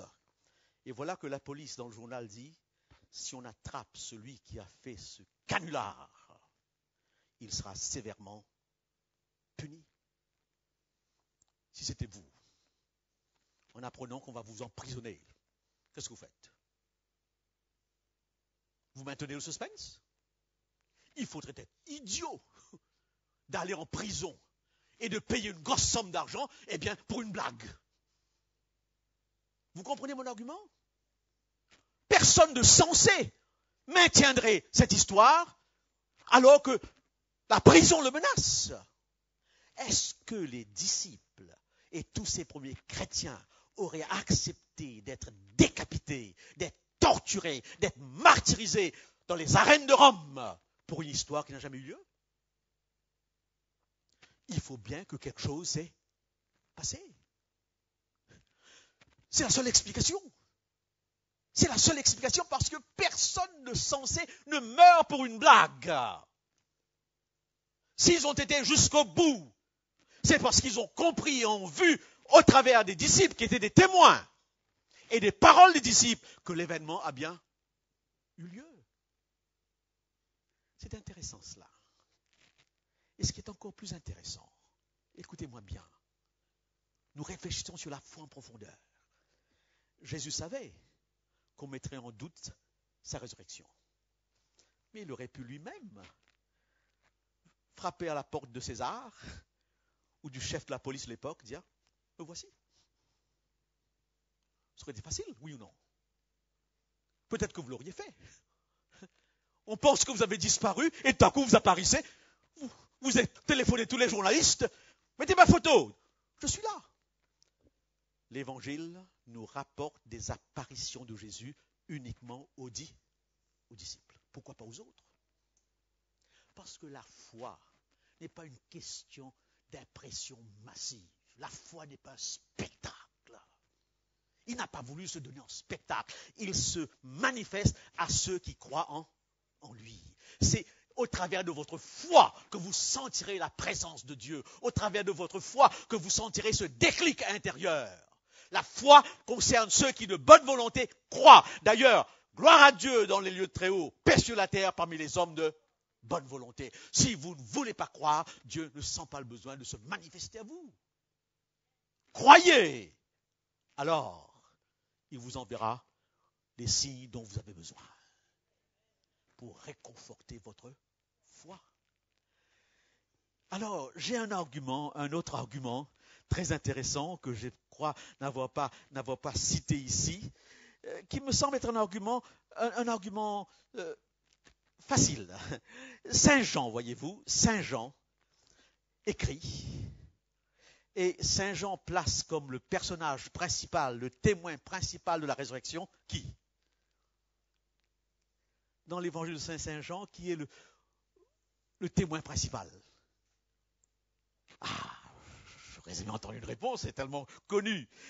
Marie-Madeleine, la prostituée, la rejetée, celle qui socialement n'avait aucun statut. C'est elle qui est là dans ce jardin de Gethsémane et qui entend tout à coup et qui voit le Christ. Elle a l'impression que c'est le jardinier. Et lorsque Jésus dit Marie, elle reconnaît. Et elle dit Maître. Demain, nous aurons quelques personnages importants pour terminer cette série. C'est dans le protocole, c'est la bienséance. Nous respectons la ville. Si vous faites un concert à Pierrefitte, je crois que si vous pouviez inviter le président de l'Hexagone, vous le ferez. Et on mettrait dans tous les journaux concert à l'Église adventiste avec la présence de M. Hollande. C'est sûr et certain que la salle serait remplie parce que les hommes publics attirent le public. Si Saint Jean voulait raconter une histoire qui n'a pas existé, il n'aurait pas pris comme témoin principal Marie-Madeleine, la prostituée. Vous saisissez? Il aurait demandé au chef de la police de l'époque de signer le document. D'ailleurs, à chaque fois que quelqu'un écrit un livre, il fait une préface. Et à qui demande-t-il de faire la préface? À quelqu'un de plus connu que lui. Oui ou non? Eh bien, si Saint Jean fait de Marie-Madeleine le témoin, c'est que l'histoire repose sur la vérité. Parce que normalement, on ne réagit autrement. Il est ressuscité. Il est ressuscité selon les Écritures, comme nous dit le texte. Chers amis, voilà pourquoi le christianisme est spécifique. La résurrection. Ce dimanche matin, il sort du tombeau et Saint Paul dira « Ô mort, où est ton aiguillon? Ô mort, où est ta victoire? La mort a été engloutie. » Cette deuxième mort est évitable depuis que Jésus a triomphé. La résurrection. Y croyez-vous? Y croyez-vous? Laissez-moi, pendant quelques minutes, vous en parler très brièvement. La résurrection. Le père Rémermet, dans son livre « Croire », qui est une explication du credo au monde moderne, dit ceci. En sortant d'un cimetière, on regarde les visages des gens. On n'a pas l'impression que malgré qu'ils aient entendu plusieurs fois le prêtre dire « son âme est maintenant au ciel », on n'a pas l'impression qu'ils ont envie d'y aller. On n'a pas cette impression qu'ils ont envie d'y aller. On a un petit peu l'impression, dit le prêtre, qu'on aime malgré tout notre vallée de larmes et de souffrance. Il pose la question, avez-vous envie d'y aller? Croire à la résurrection, c'est avoir cette envie d'y aller. Mais comme je vous l'ai dit, le prêtre le dit très bien, si vous passez votre temps à parler d'une vie après la vie, après la mort, où vous êtes tout à coup réduit à je ne sais quoi, ça ne peut pas séduire. Je m'intéresse à une chose dans la mesure où il y a des points communs entre moi et la chose. Si je ne peux pas me reconnaître dans la chose, eh bien, ça me laisse totalement indifférent. Indifférent. C'est pour cette raison qu'il faudrait peut-être, en tant que chrétien, eh bien, lorsque nous témoignons de la résurrection, employer un autre langage. Avons-nous envie d'aller au ciel au travers de la résurrection? C'est la question. C'est la question. Quel ciel a-t-on présenté? On raconte l'histoire de deux hommes qui étaient passionnés de football. Passionnés de football. Et il y en a un qui meurt et l'autre qui lui dit, quand tu arriveras au ciel, envoie-moi un petit mot et tu me diras si vraiment on fait du foot au ciel. Moi, on me pose ces questions très souvent. Qu'allons-nous faire au ciel? Qu'allons-nous manger au ciel? Toujours une question de manger qui revient, n'est-ce pas? Bien que l'évangile nous présente au ciel comme une noce. Alors donc, le copain est mort, il est au ciel, d'après l'histoire, pas d'après la Bible, n'est-ce pas? Et voilà qu'un jour, il envoie un message à son copain qui prend la communication, c'est une histoire. Et il apprend qu'on fait du foot au ciel. Ah, il était heureux. Et l'autre de lui dire, attention, on fait du foot. Et la semaine prochaine, il y a une équipe extraordinaire qui sera là et tu as été sélectionné. Toute sa joie disparaît. Avons-nous envie d'aller au ciel? Avons-nous envie d'aller au ciel? Peut-être qu'on n'a pas envie justement parce qu'on nous a fait des images du ciel qui n'attirent pas. Si je vous raconte des images du ciel de mon enfance, peut-être que vous m'avez entendu dans un sermon à ce sujet. Ah oui, je vois cette directrice de chorale. Ah là là. Nous étions des gamins de 12-13 ans et il nous disait, le ciel, on écoutera les Alléluia de Handel pendant l'éternité. La chorale des anges. Une fois, ça va. 2 fois, ça va. Pendant l'éternité, ça vous intéresse? Encore, Sarah peut-être qui a une très belle voix. Ou celle qui joue de la musique. Mais ne me dites pas que nous sommes tous des passionnés de la chorale au point qu'on voudrait être là-haut et écouter Handel pendant l'éternité. Et pourtant, je l'ai entendu, cette présentation. J'avais une image du ciel qui m'a toujours fait sourire. Et en tant que jeune, on avait de la peine. C'est encore vrai aujourd'hui. Toutes les images du ciel sont des images de blanc, jamais de noir, ni de chinois. Encore en 2017, les peintres oublient qu'actuellement la majorité des chrétiens sont dans les pays noirs. Mais pourtant, dans leurs images, on occupe une toute petite place. C'est une réalité. Ce ciel n'est pas le ciel du Christ. Même pas l'église de Jésus-Christ où il n'y a ni juif, ni grec, ni homme, ni blanc, ni noir, ni blanc. Où nous sommes. Les Chinois, c'est rare que j'ai vu un Chinois dans une image du ciel. Ils sont littéralement exclus. Alors, il y a d'autres. Et j'entends, on passera notre temps à approfondir le plan de la rédemption. Ciel d'intello, de théologien, comme Gérard, n'est-ce pas? Je peux bien passer quelque temps à approfondir, mais toute l'éternité à approfondir, écoutez, ça ne peut pas attirer qui que ce soit. Quelqu'un qui dans sa Cadillac à Monaco, eh bien dites-lui, on chantera pendant l'éternité.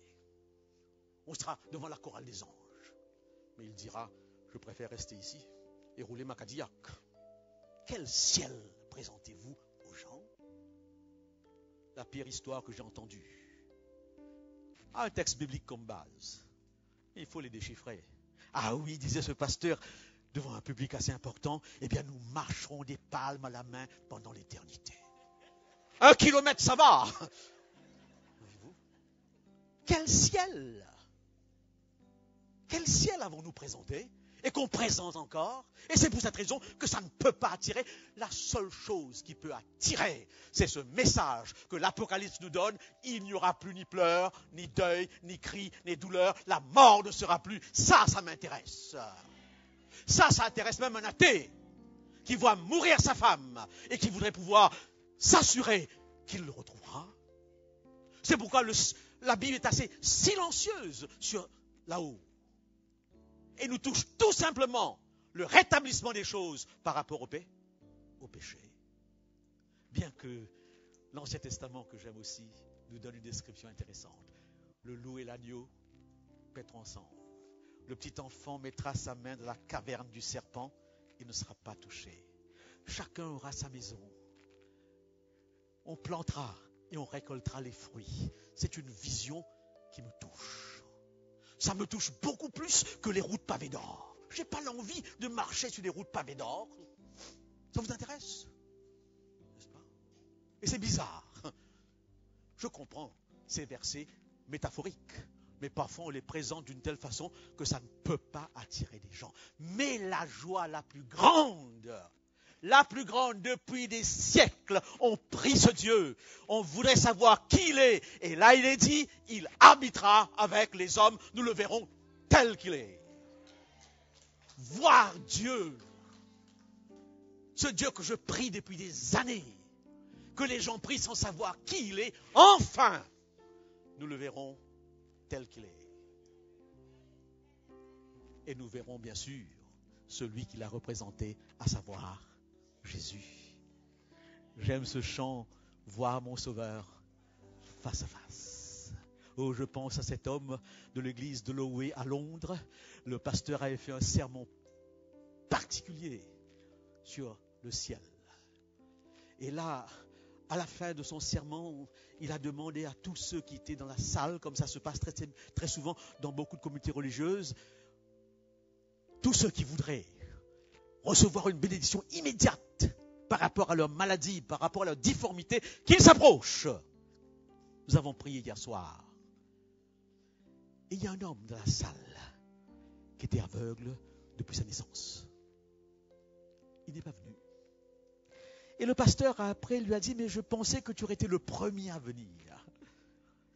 Parce que je pense que tu dois soupirer après le jour où tu seras en mesure de voir. Il a dit au pasteur, depuis ma naissance, je ne vois pas. Je suis habitué à l'obscurité. Je voudrais un jour où mes yeux s'ouvrent, que mes yeux s'ouvrent sur la personne de mon Sauveur. Je ne suis pas pressé de voir pour l'instant. Je voudrais au moins ce jour-là, eh bien, que mes yeux s'arrêtent sur mon Sauveur. Croyons-nous à la résurrection? La question est capitale. Une petite jeune fille dont le père était pasteur a vu mourir sa mère et a posé cette question au papa. Tous les dimanches, tu prêches qu'il est ressuscité, qu'il est mort pour nous. Pourquoi maman est morte? Question capitale d'enfant. Pourquoi maman est morte? Le pasteur n'avait pas de réponse, comme c'est très souvent le cas par rapport aux questions des enfants. Et voilà qu'alors qu'ils allaient vers le cimetière, un camion est passé à côté d'eux et a complètement couvert de son ombre l'enfant et le père pendant quelques secondes. Et le père a eu sa réponse. Il lui a dit, ma fille, qu'est-ce qui s'est passé? Qu'as-tu remarqué? Et la fille a dit, papa, ce camion est passé à côté de nous et pendant quelques secondes, son ombre nous a enveloppés.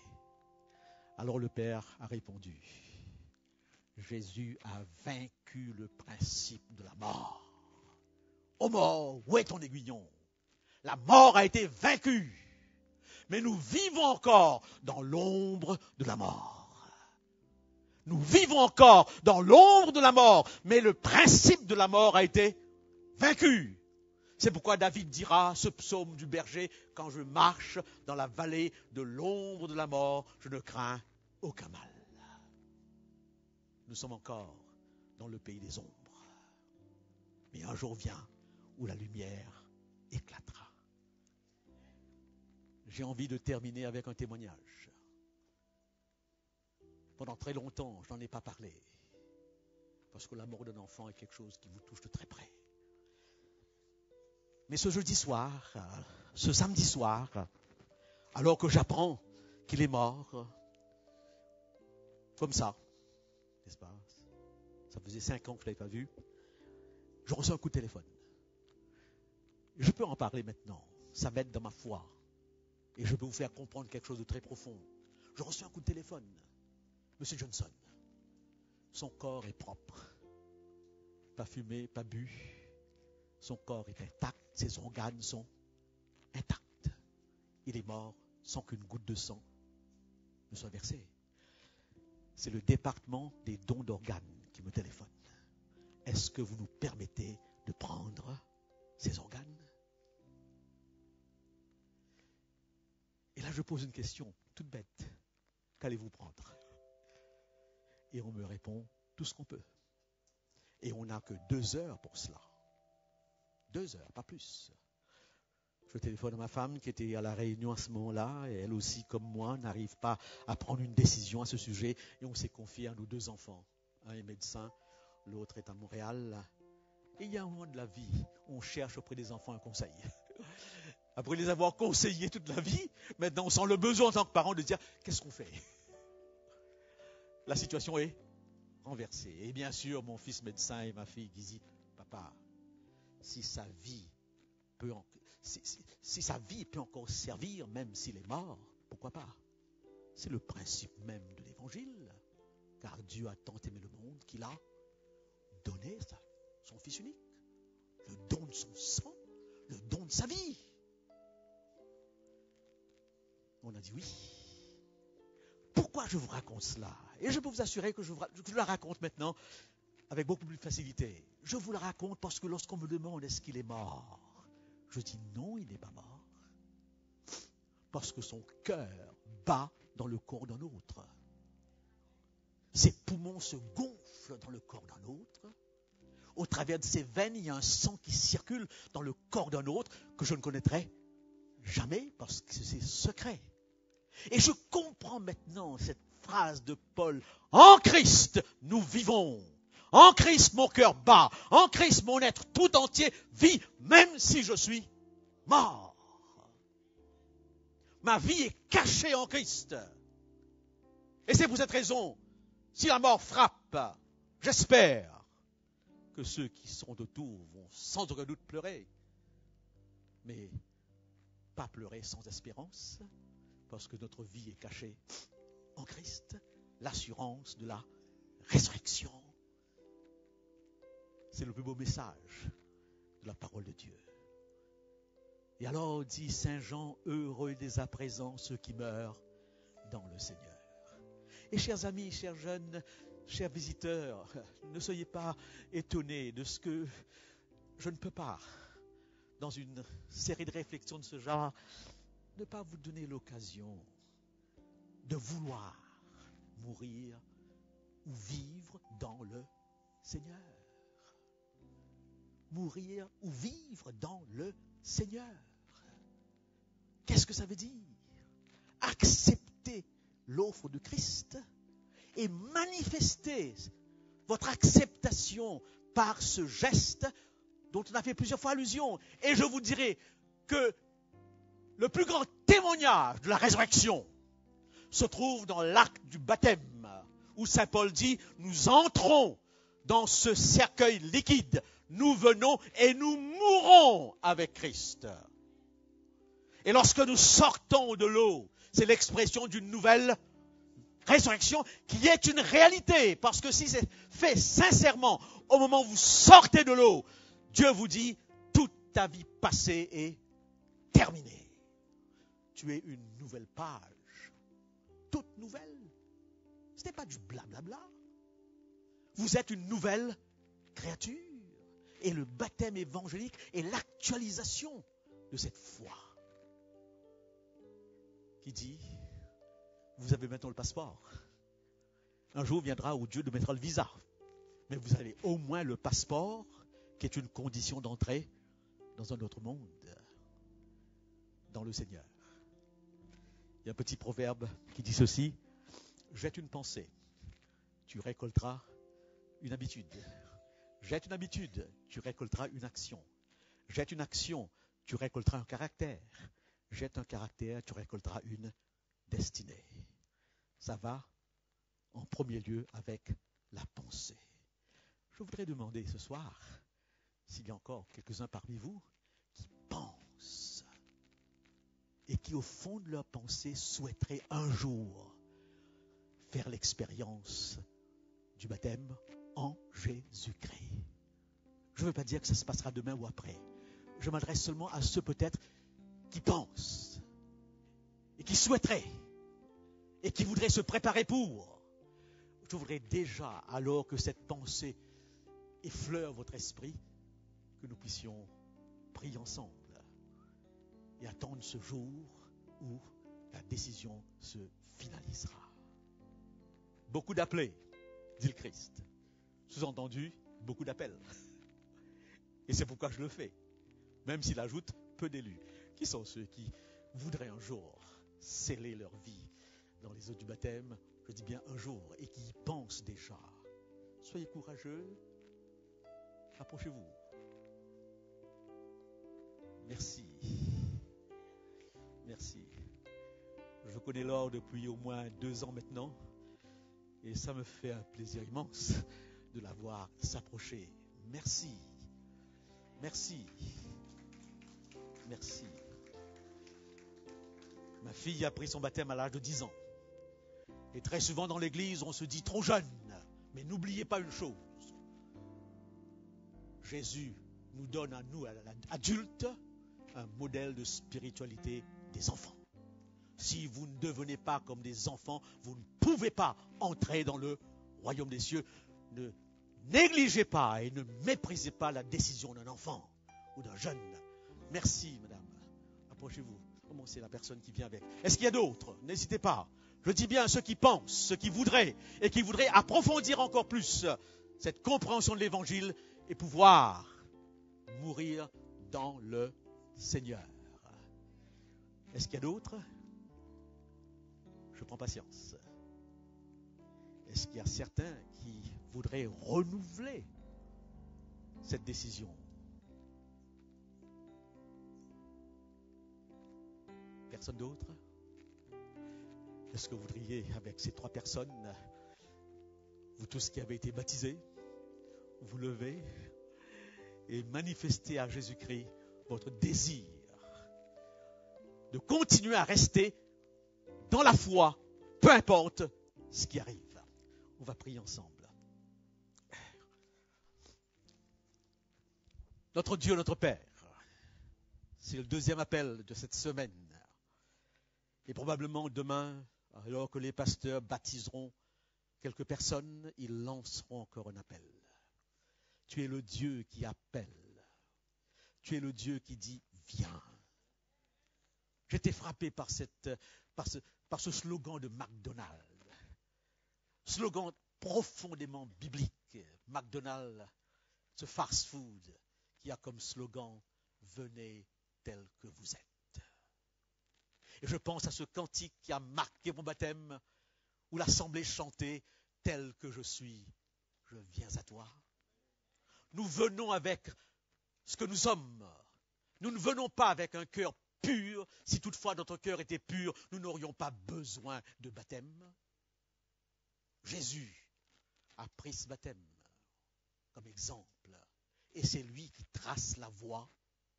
Il dit dans sa parole, celui qui croira et qui sera baptisé sera sauvé.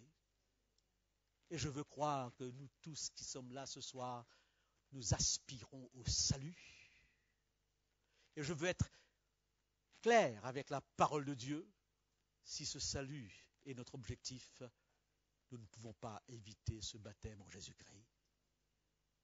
Bénis ces 3 personnes qui sont là, Laure que je connais depuis quelque temps, ces 2 jeunes qui se sont rapprochés, et veuille toi-même permettre qu'ils soient accompagnés et qu'ils aient l'occasion demain, après-demain, un jour, et j'espère que ce ne sera pas trop tard, trop longtemps, qu'ils puissent avoir la joie de se donner à toi. Merci Seigneur pour ce message de résurrection. Ah, nous voudrions tous pouvoir être un jour dans ce monde où on ne trouvera ni deuil, ni douleur, ni maladie, ni rien de négatif, où les premières choses auront disparu, où avec toi, ô Seigneur Dieu, nous vivrons pour toujours. Avec toi, ô Jésus-Christ, et ton Saint-Esprit, nous serons dans l'éternité. Au nom de Jésus-Christ. Amen. Merci beaucoup. Bon courage. Bon courage. Merci.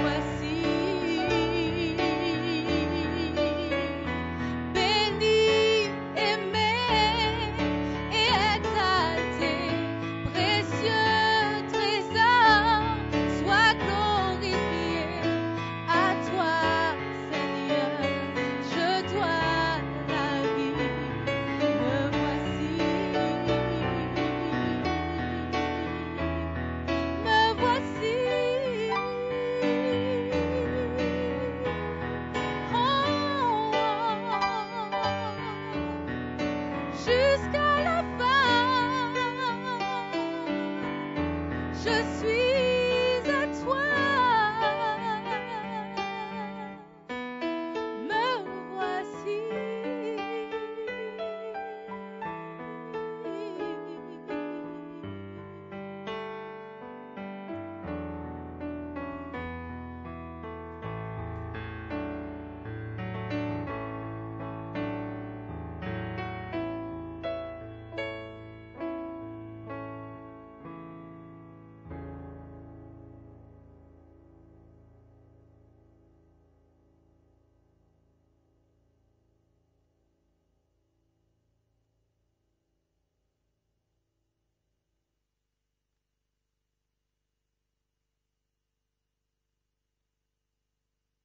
Cher public, est-ce que vous avez été conquis ce soir? J'ai pas l'impression. Est-ce que vous avez été conquis ce soir? Alors, je vais vous dire que ce n'est pas terminé. Nous avons encore un rendez-vous demain matin à partir de 8h45. Le rendez-vous n'aura pas lieu dans cette salle, mais plutôt dans la grande salle qui est de l'autre côté. Il y aura un fléchage à partir de demain. Pour toutes les personnes qui ne sont pas véhiculées, un service de navette est mis en place pour les gares de Pierrefitte-Stein et Garges-Sarcelles. Pour cela, à la sortie, rapprochez-vous des hôtesses qui vont vous donner la procédure à suivre. Demain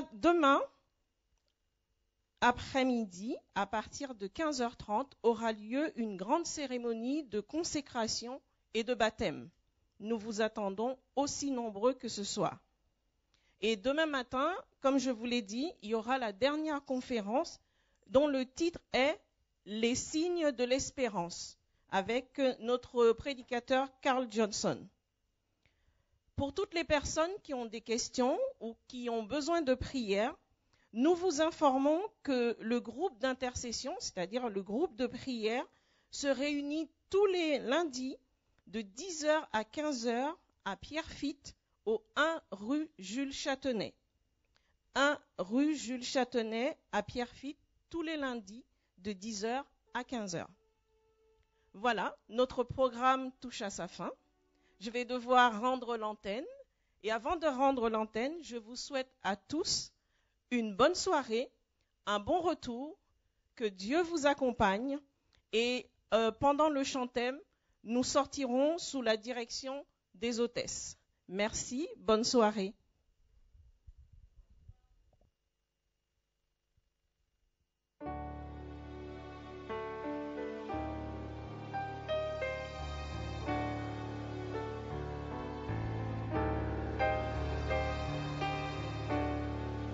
Je vous propose alors que vous sortez de pouvoir entonner avec moi le chantème avec Jésus.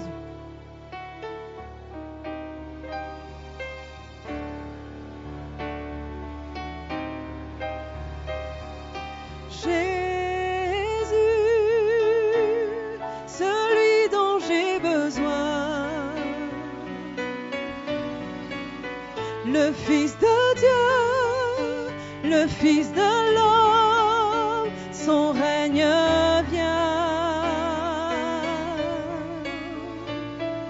Jésus, ton parfait sacrifice m'a racheté, m'a libéré, m'a relevé.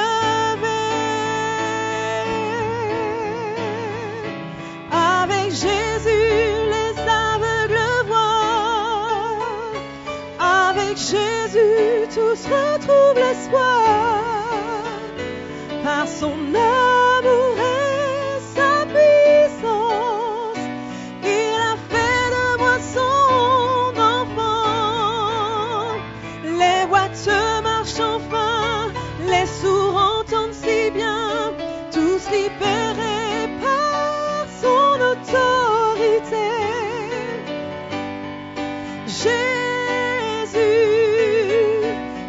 Dieu merveilleux tu es.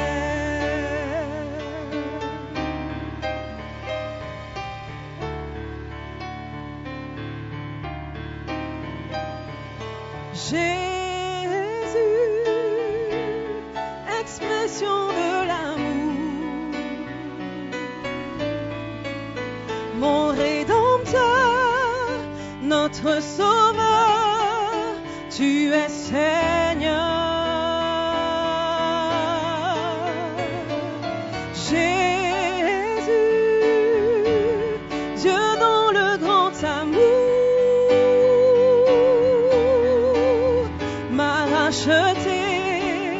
M'a libéré, m'a relevé. Avec Jésus, les aveugles voient. Avec Jésus, tous retrouvent l'espoir. Par son amour et sa puissance, il a fait de moi son enfant. Les boiteux marchent enfin, les sourds entendent si bien, tous libérés par son autorité. Jésus, quel Dieu merveilleux tu es. Avec Jésus, les aveugles voient. Avec Jésus, tous retrouvent l'espoir. Par son amour et sa puissance, il a fait de moi son enfant. Les boiteux marchent enfin, les sourds entendent si bien, tous libérés par son autorité. Jésus, quel Dieu merveilleux tu es. Quel Dieu merveilleux tu es. Quel Dieu merveilleux tu es.